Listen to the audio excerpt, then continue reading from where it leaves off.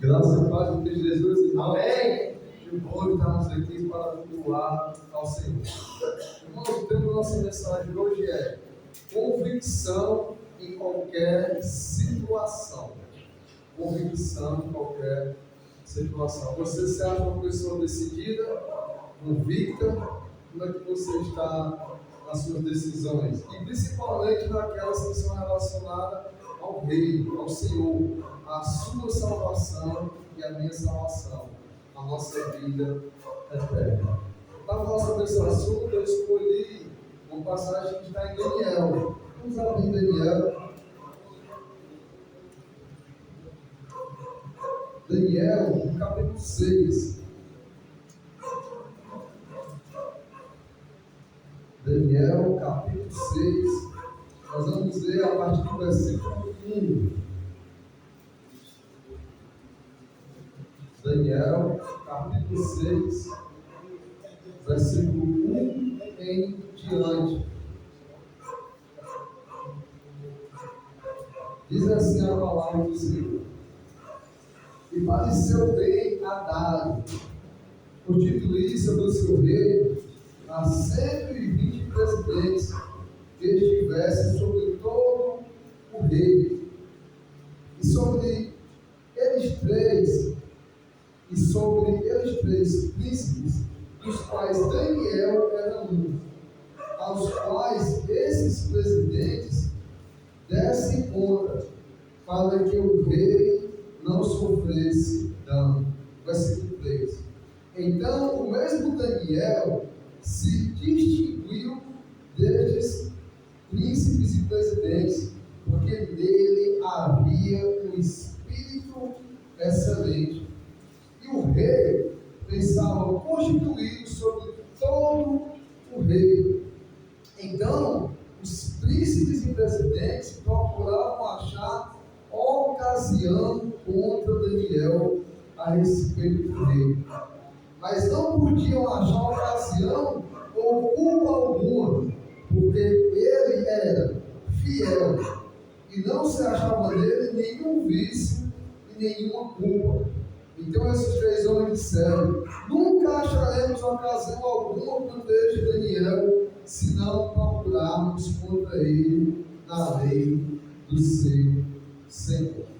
Só até aqui, irmãos, por enquanto. Depois nós adiantamos mais. Daniel. Quem era o Daniel? Daniel, ele estava lá em Israel, naquele povo totalmente desobediente, a qual Deus sempre estava alertando que se eles não se voltassem para Deus, Deus ia entregar na mão de seus inimigos. Naquele tempo, a maior potência do mundo e o grande rival era a Babilônia, o reinado de Nabucodonosor. O povo se corrompe, não se volta para Deus, não se arrepende. Deus deixa Nabucodonosor entrar e sitiar, invadir a própria Jerusalém, aquela cidade monumental, essa própria cidade do Senhor. E com isso, além deles lá explorar toda a cidade, invadir, levar os utensílios da casa do Senhor, ele leva todo o povo cativeiro. Muita gente vai ali para ser cativo, para ser escravo naquela nação. É assim que acontece nas guerras, principalmente antigamente. Aqueles que perdiam eram obrigados e sujeitos àquele outro e se tornavam escravos. Só que Babilônia é um centro cultural muito desenvolvido. A matemática, a astronomia, a ciência já estava lá. Existia lá na Babilônia muitos sábios, astrólogos e muita gente lá estudando de forma eficaz. E Nabucodonosor, além de pegar os escravos, ele se importava também naquela cultura e na sabedoria da sua nação. E o que é que ele decidiu? Escolher daquela nova nação que agora é Jerusalém, que ele vai, guerreia e ganha, escraviza. Ele quer pessoas sábias, pessoas inteligentes, pessoas que venham somar o seu reino, pessoas que venham contribuir para aquela nação. É assim que sempre acontece. Depois da Segunda Guerra Mundial, o próprio Estados Unidos ele deu uma carta para muitas pessoas que trabalhavam para o exército alemão, muitas pessoas que eram inimigos, porque eram pessoas que manuseavam foguete, manuseavam arma, e aí então essa nacionalidade e colocou aquelas pessoas no seu lado, para usar a inteligência, a capacidade ao favor daquela nação. E não é diferente desde aquele tempo. Nabucodonosor tem essa ideia e decide, escolha aí, desse novo povo que nós escravizamos, escolha os mais bonitos. Escolha aqueles que são da família real, aqueles que têm nobreza. Escolha aquele que é capaz, aquele que tem leitura, aquele que tem estudo, aquele que se destaca no meu desses escravos. Escolha os melhores para estar aqui no meu palácio, para estar aqui estudando, para estar aqui potencializando a nossa sabedoria, a nossa força que nós precisamos. E esses aqui vai comer do que eu comer, vai beber do que eu beber e vai estudar. Eles vão passar por uma capacitação de 3 anos. Era esse o estágio que foi determinado naquele momento para aqueles escravos, e agora para esses jovens sábios de família real e belos, bonitos. E aí vem e pega lá Daniel e seus 3 amigos e coloca dentro do palácio para ter essa tarefa de somar na parte intelectual, na parte bela do rei, não na forma braçal. E nós vamos encontrar aqui no meio desses quadros esse jovem que se destacou, vamos dizer assim, no deles, o próprio Daniel. O significado do nome de Daniel significa Deus é meu juiz. Quando eu encontrar o véspera do nosso do Daniel, estava para nascer, era uma dúvida e aquela coisa. Quando eu vi esse significado, me chamou muita atenção de privilegiar o meu filho e ter esse nome pelo significado, que Deus é meu juiz. Nós vamos ver que Deus foi sempre o juiz de Daniel, em qualquer situação, qualquer coisa que acontecia. Daniel está lá no palácio e está para fazer as ordens, aquilo que o rei manda. O que é que o rei ordena e obriga aqueles jovens a fazer, a praticar? Comer da mesma comida, beber do mesmo vinho. E Daniel já começa ali desde moço a ter uma convicção, a tomar uma decisão, a não abrir mão daquele conhecimento que ele tinha dos seus pais e daquilo que ele conhecia. Ele sabia que a comida do rei, primariamente, já era oferecida a ídolos. E depois tinha muita comida que não era legal para o povo da comer. Entre comidas que por dentro não era saudável, Deus não permitiu. E o vinho do rei era aquele vinho lá que já embriagava, que era o vinho do rei pagão. E Daniel, ele tem que ir com o povo, ele é obrigado, porque ele agora é um escravo, ele vai ter que estudar, ele vai ter que trabalhar para o rei, ele vai ter que honrar esse rei, e ele honra. Ele honra naquilo que é permissível ao Deus dos seus pais, aos pais de Daniel, ao Deus dos céus, como Daniel, ele sempre fala até lá quando ele menciona esse Deus. E a primeira convicção, irmãos, que eu e você temos que ter é nas coisas mínimas. Aqui esse período que nós lemos de Daniel, acredito que Daniel já tinha mais de 80 anos. Ele já tinha passado por Nabucodonosor, pelo filho, agora pelo Medo-Persa Ciro, invade a Babilônia, guerreia, luta, e agora ele é o dono da Babilônia, daquele deslumbre de cidade moderna, bonita e muito avançada, e ele continua no mesmo sistema de Nabucodonosor. Ele pega dos melhores que já estavam ali. E daqueles melhores, quem está no meio? Daniel. Convicto na sua fé. Convicto no Senhor.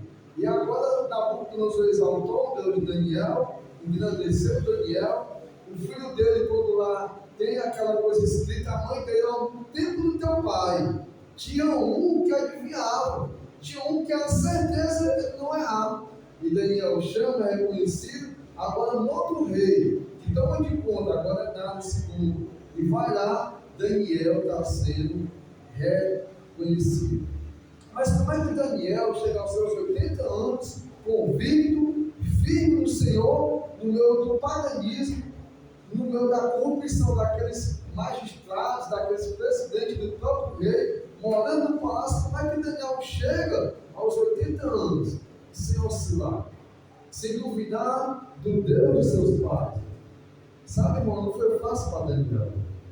O povo estava em pecado, mas pela história de Daniel e seus amigos, Daniel não estava em pecado.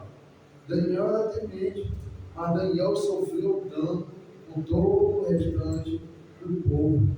Daniel veio de uma linhagem real, era novo, bonito, e passou por todo esse processo, mas ele não ousou colocar a culpa em Deus. Ele não ficou revoltado com Deus. Ele não pensou em abandonar o Deus de seus pais, o Deus que ele servia. Ele não pensou em desacreditar, em pensar que Deus tinha abandonado ele, porque ele não tinha pecado, ele não tinha culpa. Ele queria, nós vamos dizer pela trajetória, ser o homem correto. Mas Daniel sofre a pena do pecador, a pena da nação que estava se corrompendo novamente com os outros deuses, que estava esquecendo do Deus verdadeiro. Daniel não tendo culpa, ele faz parte desse sofrimento e dessa pena. E olha como foi difícil. Acredita-se que Daniel teve que ser castrado para ser bonito. Porque quando ele fala lá, quem está tomando de conta? O chefe de quem? Dos eunucos. O chefe dos eunucos. E naquele tempo existia um perigo muito grande, porque Daniel vem de uma linhagem real. O que é que o rei tinha medo? Daquele homem que era de um brasão, de uma linhagem real, se ele fosse um homem viril, um homem que pudesse procriar, aquele homem poderoso que tinha um estado, que tinha um conhecimento, se ele cresce naquela nação, tem uma filha ali, e tem filho, ele poderia se voltar contra o rei, porque ele tinha aquela sucessão real. E talvez isso é uma hipótese que possa ser outra, porque Daniel estava lá com o chefe dos eunucos. E isso é uma prática comum com aqueles escravos, com aqueles moços bonitos, inteligentes e capazes, que o rei tinha medo que ele viesse ter uma procriação real do seu reinado. Outra coisa interessante sobre essa possível coisa dele ter sido castrado como eunuco, quando você vê lá que eles vão para a fornalha, os amigos dele, era tudo de quadro. Antigamente, quando viu uma penitência de culpa real, quem é que ia para o julgamento do fornalha, ou que fosse, era toda a família. E nós não vemos nenhum ponto, nenhum deles, nem Daniel constituindo família, porque ele estava lá com o chefe dos eunucos. Quem estava em conta eram os eunucos. Então você imagina esse jovem com a vida pela frente, temente a Deus no meio de uma nação corrompida, a própria nação de Deus, mas ainda assim sendo fiel e convicto ao Senhor em qualquer situação. Mas não abandonando Deus, não duvidando, não desacreditando, não mudando do seu Senhor. Entra rei, morre, vê o filho, vê aquele que toma o novo reinado, mas Daniel ainda está com o Senhor, sem mágoa, sem culpa, sem nenhum vício. As pessoas que vão ver qualquer situação para derrubar Daniel, mas ela, pai, não, nunca vou mostrar. Não tem nem possibilidade. Qual é a acusação? Como é que nós vamos mudar esse homem, agora o senhor contra o rei? Como é que nós vamos derrubar ele? Então vamos agora tentar na própria religião dele, o próprio Deus dele. É quando nós sabemos a história que eles fazem aquela trama do edito e pedem para o rei assinar por tudo durante 30 dias. Ninguém daquela nação orar ou reverenciar outro Deus. Esse foi o primeiro ponto sobre nós termos convicção em qualquer situação. Sermos convictos, irmãos, desde as coisas pequenas, desde as coisas que parecem ser bobo. Parecia ser bobo não comer da comida do rei. Parece às vezes não. Às vezes acreditamos e pensamos, e vemos acontecendo o seguinte: não, eu estou bem, eu sempre vou puto, eu quero Deus, eu não quero abrir mão de Deus, isso aqui não é tão pecado. Eu não estou matando, não estou roubando, eu não estou fazendo o que eu fazia antes. Então essa prática aqui não vai influenciar, não vai ter nenhum problema. Tudo aquilo que eu faço para Deus consegue cobrir essa falta que eu estou tendo com Deus. Mas sabe, irmãos, isso é um ponto que pode você, na sua vez, ou com o passar do tempo, com um prolongado tempo, você caiu, se corrompeu, porque você não decidiu se aperfeiçoar nas coisas menores, nas coisas que ao primeiro momento parecem irrelevantes, parece que não vai ter nenhum problema, e parece que é obrigação. Às vezes, nós preferimos ter obrigações que vai nos isentar das coisas de Deus. Você acredita nisso? Mas acontece. Mas acontece que pessoas estão querendo mais o trabalho no dia da evangelização, o trabalho no dia da reunião. Ou tem pessoas que querem até ir para o médico, fazer uma consulta de rotina, qualquer coisa, naquele dia que tem uma coisa que nos aproxima do Senhor, que nos vai deixar próximo dos irmãos. E essas coisas são coisas pequenas que acreditas que não vai interferir na minha fé. Até qual tempo? Qual é a validade de tudo isso? Até onde você acha que vai conseguir chegar com a mesma força de Daniel, em qualquer situação, estando na presença do Senhor? Até qual ponto? Precisamos, irmãos, pensar a longo prazo. O que é que eu estou fazendo hoje? O que é que eu estou decidindo hoje para que não venha lá na frente interromper minha caminhada cristã, ou me desanimar, ou me esfriar, ou me fazer ou me moldar com os acontecimentos que é necessário para cada situação. Daniel conseguiu ter uma trajetória, vamos dizer assim, sublime, um ótimo testemunho. E nós vemos o que acontece depois do começo ao fim, mas nós vemos um exemplo de um jovem que desde o começo não hesitou em mudar desde as coisas pequenas, desde aquilo que talvez acredita-se que não tinha problema em, no meio daquela comida, beber e continuar fazendo a vontade do Pai. Porque às vezes estamos pegos nisso, fazemos tudo para Deus, e fazemos, e vamos acumulando mais tarefa. Mas tem muitas coisas que nós não queremos o quê? Abrir mão. Decidir abandonar. Achamos que fazendo para Deus bem mais, e temos que fazer aquelas coisinhas bobas que não é tão pecado, e que o irmão que olha e me condena, ele está mais pecador do que eu. Isso, irmãos, pode no curto ou longo prazo acabar com nossas vidas espirituais, acabar com a nossa decisão e convicção que nós temos do Senhor, naquilo que o Senhor tem preparado para cada um de nós. O segundo ponto é que Daniel, ele não trazia glória para si. Ele não acreditava que era um bom homem ou que tinha revelação pelo seu próprio conhecimento ou inteligência, ou sua capacidade. Isso é uma coisa que permeia na igreja do Senhor, começando desde os pregadores até aqueles que são mais excelentes na obra. Muitas pessoas acreditam que o fazer, o mover e a sua inteligência e capacidade na Bíblia ou na vida da pessoa, ele pensa que é uma capacidade própria. Ele acredita que aquelas revelações, aquilo que Deus faz na vida dele, e através da vida dele, é uma coisa que vem dele próprio. Nós não podemos cair nesse erro. Nós sempre temos que lembrar que a glória, a honra, o louvor, a capacidade vem do Senhor. Capítulo 2 de Daniel, vamos abrir lá. Capítulo 2, versículo 27. Daniel, capítulo 2 agora, versículo 27. Olha o que é que Deus responde, olha o que é que Daniel responde no capítulo 12. Daniel 2, 27.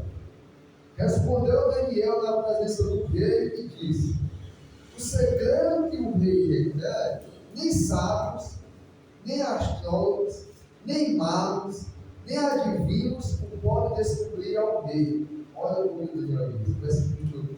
Mas há um Deus dos céus, o qual revela os segredos. Ele, pois, fez saber ao rei Nabucodonosor que há de ser o fim do dia do teu sono e as visões da tua cabeça, na tua cama, que são estas. Só até aqui. Olha como Daniel exalta o Senhor.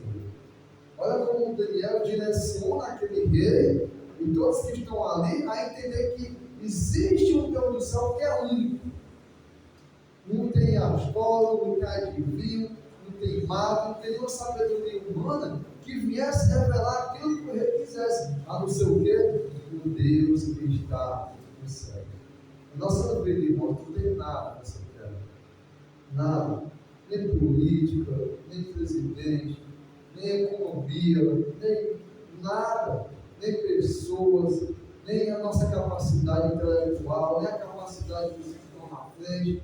Não existe nada, irmãos, que venha contribuir da maneira correta na minha e na sua vida, que venha mostrar aquilo que é certo por completo, que venha mostrar, irmãos, a necessidade do seu e do meu coração. O coração do homem é enganoso. E às vezes nós estamos buscando a sabedoria em lugares o quê? Terrenos. Esse rei, ele tinha no seu reinado, naquele tempo, os maiores mágicos, os maiores astrólogos, os magos, os sábios. Ele acreditava que daquela capacidade que ele tinha, existia uma obrigação daqueles homens descobrir. E até porque ele dá um dito que naquele momento todos teriam o quê? Que morrer. E Daniel veio mostrar para esse rei e mostrar para toda a humanidade que existe um Deus do céu, que sabe de tudo. Ele é poderoso para revelar toda a verdade. Ele é poderoso para revelar todo o conhecimento, toda a necessidade, toda a aflição. Esse rei estava perturbado com aquele sonho. E ele estava mais perturbado porque ele viu o seu arsenal de sabedoria não conseguindo atender o seu desejo. E quanto investimento esse rei fazia para aqueles magos?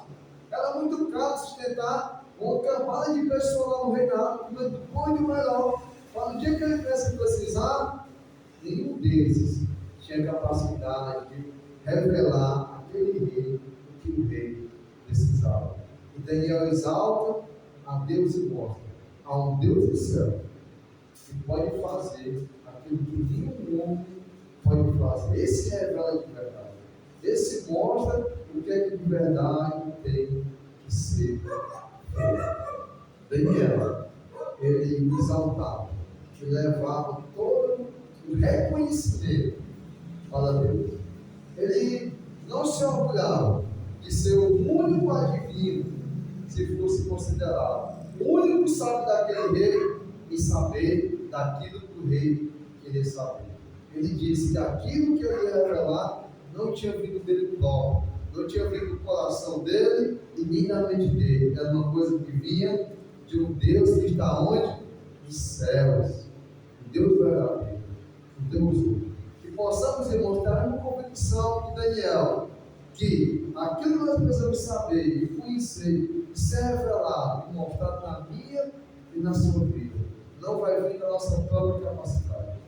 Vem do Deus, o Deus que eu e você servimos, Deus único que está nos céus, que pela graça dele está em você, está em nós.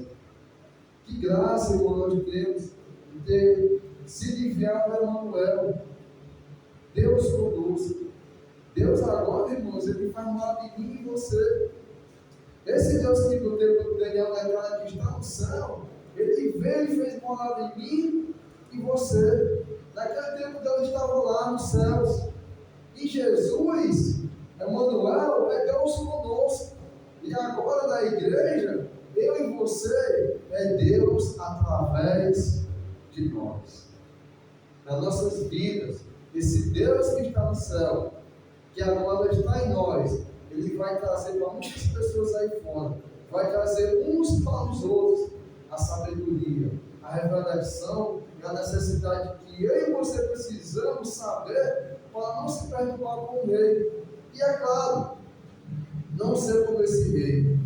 Depois que Daniel revela aquele sonho e mostra, nesse momento o rei decide fazer uma estátua para provar o seu poderio. Mas foi avisado através do Deus verdadeiro. Que não venhamos ser como o rei que quis mostrar uma grandeza maior, mas que possamos ser como Daniel, que entendia e tinha convicção de que a sua sabedoria não era própria.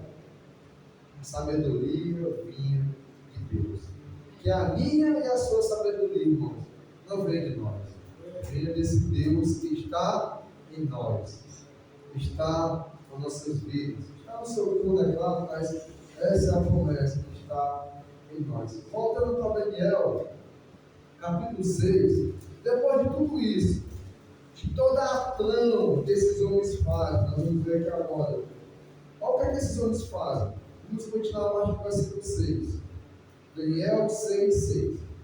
Então estes príncipes e presidentes foram junto ao rei e disseram assim: ó rei Dário, vive eternamente. Todos os príncipes do rei, os prefeitos e presidentes, capitães e governadores tomaram conselho a fim de estabelecerem um edito real e fazerem firme este mandamento, que qualquer que por espaço de 30 dias fizer uma petição a qualquer Deus ou a qualquer homem, e não a ti, ó rei, seja lançado na cova dos leões. Agora, pois, ó rei, confirma o edito e assina a escritura para que não seja mudado, conforme a lei dos medos e dos persas, que se não pode revogar.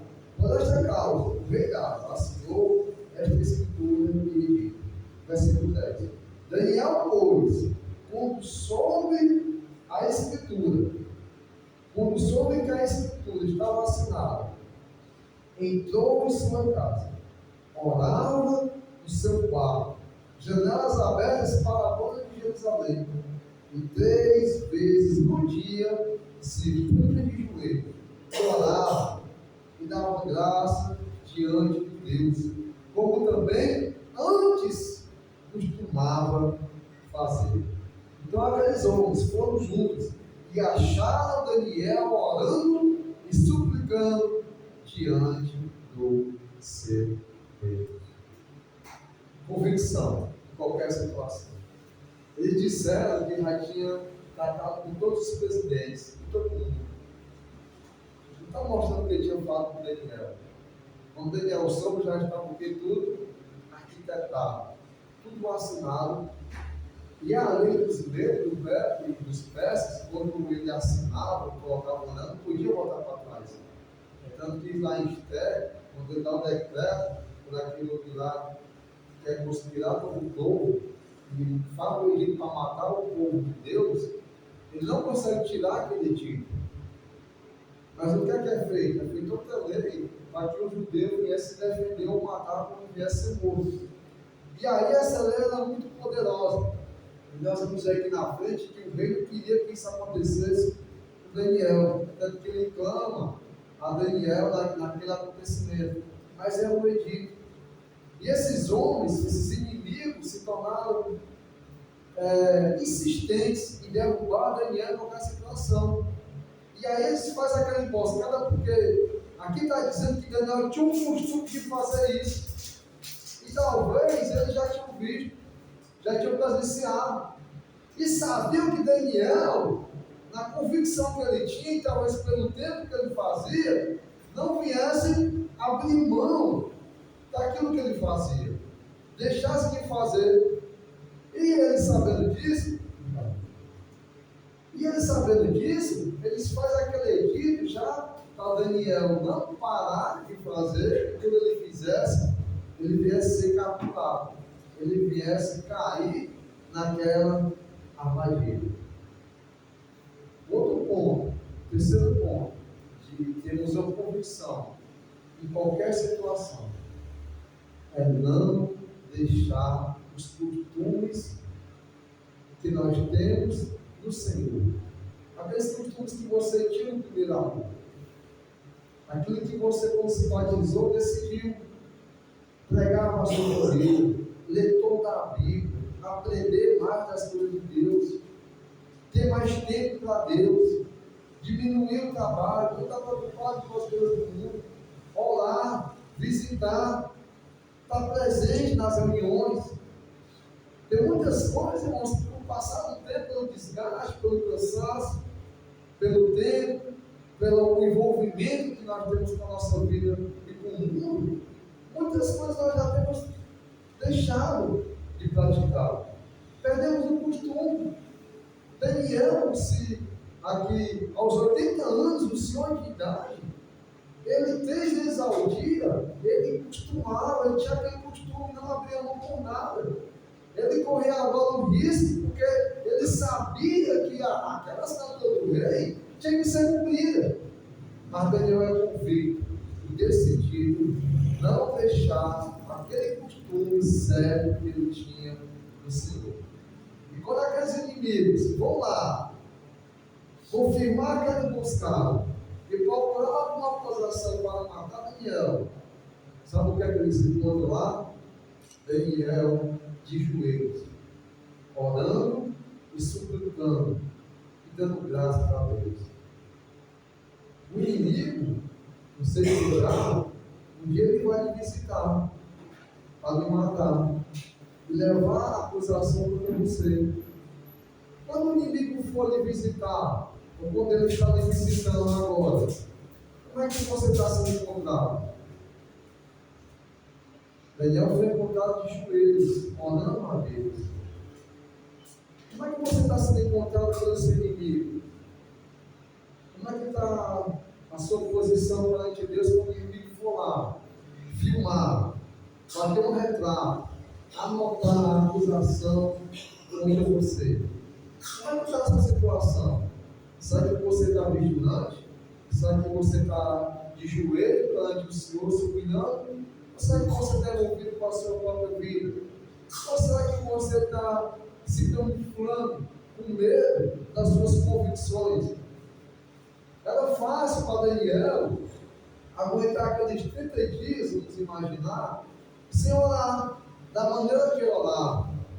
Talvez ele orasse escondido, sem ninguém perceber, sentado, por uma hora qualquer. E sabe, mas às vezes tem pessoas que não estão mais nem orando. E às vezes pegamos orando deitado. Às vezes pegamos orando sentado, sem reverência. Claro que nós não estamos aqui na apologia, sempre uma boa denominação, se as pessoas chegam no velho e se ajoelham aqui na Deus, estão ajoelhadas aonde? Dentro da sua casa. E olha a posição de oração. Se você ver lá em Atos, teve um momento quando Paulo se despede e fala aquilo ali, os irmãos fazem o quê? Falar, se ajoelham.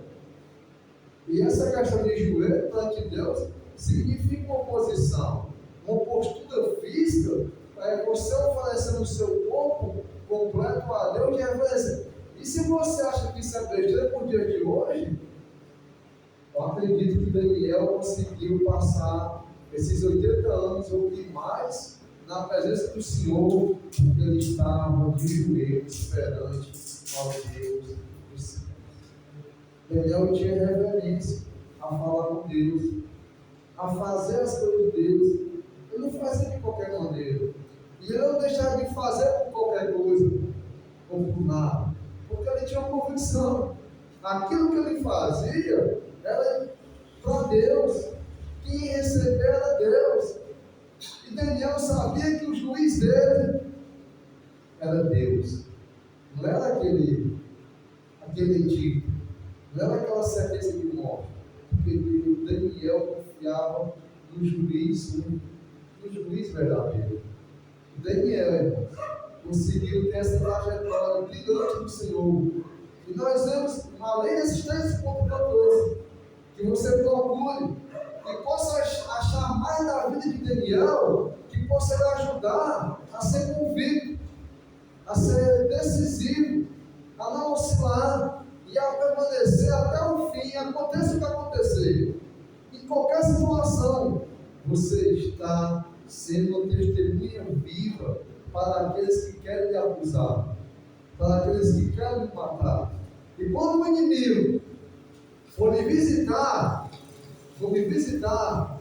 ele possa achar eu e você reverentes, continuando nas práticas do Senhor, naquilo que é favorável, naquilo que é agradável ao Senhor. E se o inimigo ainda quiser nos acusar com essa própria reverência a Deus, nada vai acontecer. Nada no final, porque Daniel foi para a cova.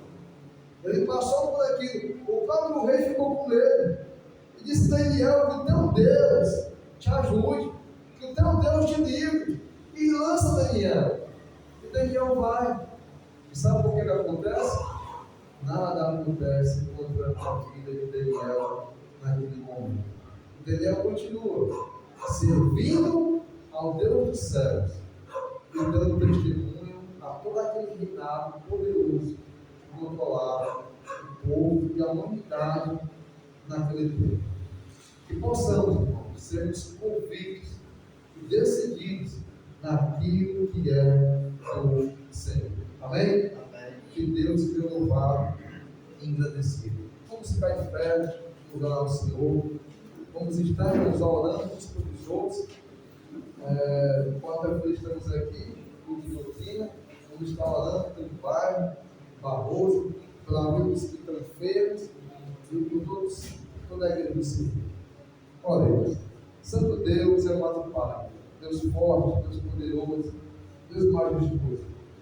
Ó Senhor, nos dá um espírito de excelência, Senhor Deus.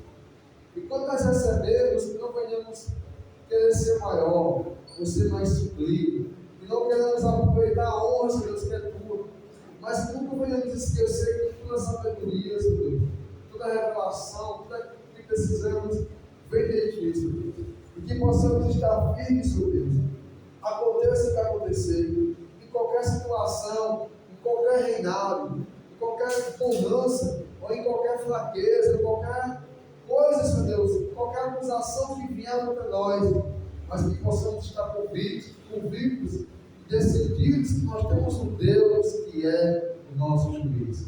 Que o Senhor venha ser, Senhor Deus, o nosso juiz, que possamos aceitar, Deus, a tua obra em nossas vidas. Ser conosco, Senhor Deus, abençoa aqui o bairro do Barroso, abençoa cada casa, abençoa cada família, Senhor Deus, abençoa toda a tua igreja. Nós te pedimos, Senhor, te agradecemos. Em nome de teu Filho amado, Jesus Cristo. Amém, Senhor.